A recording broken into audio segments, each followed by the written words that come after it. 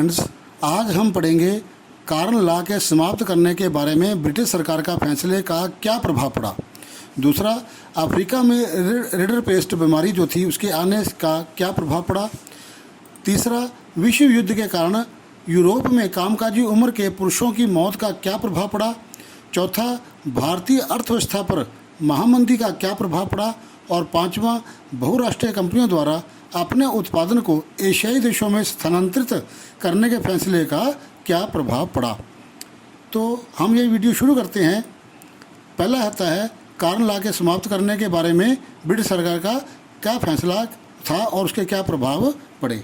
लेकिन वीडियो शुरू करने से पहले मैं आपको बताना चाहता हूं कि यदि आपने मेरा ये चैनल जिसका नाम economic analysis with Ashwini Kumar Gupta है को सब्सक्राइब नहीं किया, उसे सब्सक्राइब करें, लाइक करें, शेयर करें और साथ दिए बेल आइकन बटन को दबाना ना भूलें ताकि मेरे नए नए वीडियो नए नए नोटिफिकेशंस आपको मिलते रहें।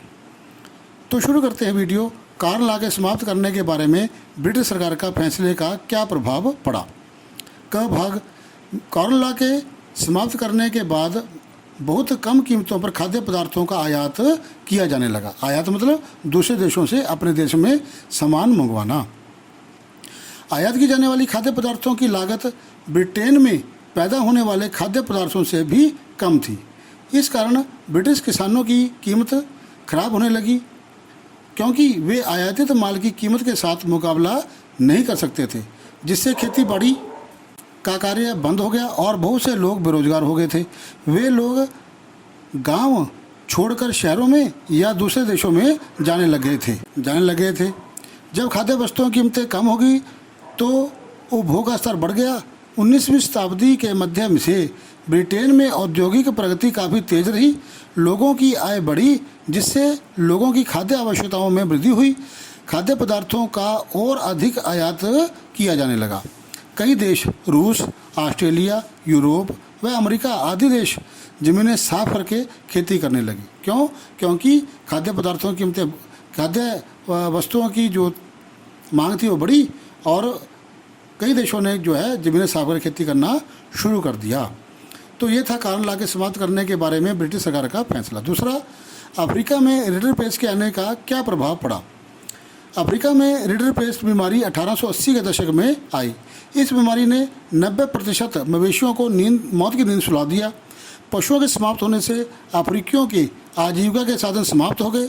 अफ्रीकियों को श्रम बाजार में धकेलने के लिए वहाँ के खान मालिकों, बागान मालिकों और उपनिवेशिक सरकारों ने बचे हुए पशु भी अपने अधिकार में ले लिए, जिससे यूरोपीय उपनिवेशकारों को संपूर्ण अफ्रीका को जीतने व गुलाम बनाने का बेहतरीन मौका हाथ लग गया।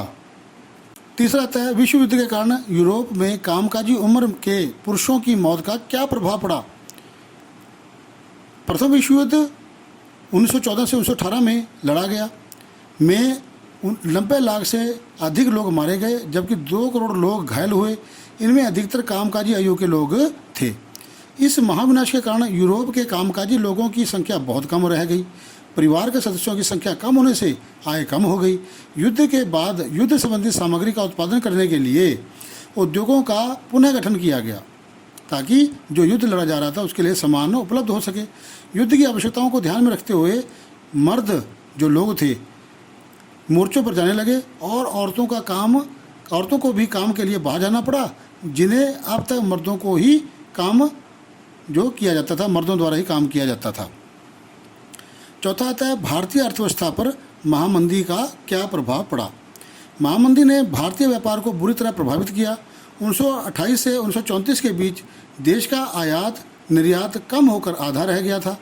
जब अंतर्राष्ट्रीय व्यापार में कीमतें कम होने लगी तो भारत में भी कीमतें कम हो गई। भारत में गेहूं की कीमत 50% कम हो गई।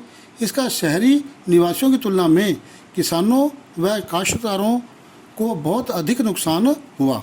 यद्यपि कृषि उत्पादन की कीमतें बहुत कम हुई, लेकिन सरकार ने लगान में छूट देने से मना कर दिया।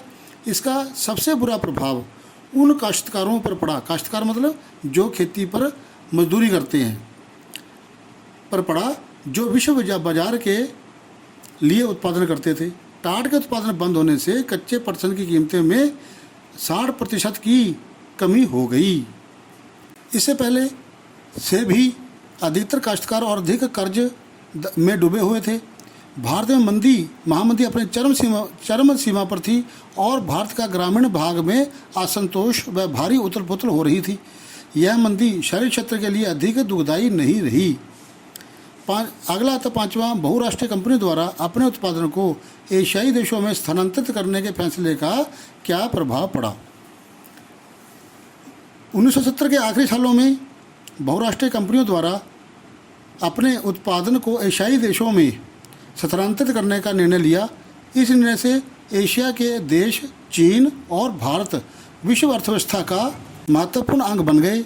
भारत और चीन जैसे देशों में वेतन तुलनात्मक रूप से कम थे, जिसके कारण विश्व बाजार में अपना अधिकार जमाने के लिए बहुराष्ट्रीय कंपनियों ने चीन और भारत जैसे देशों में जमकर निवेश किया।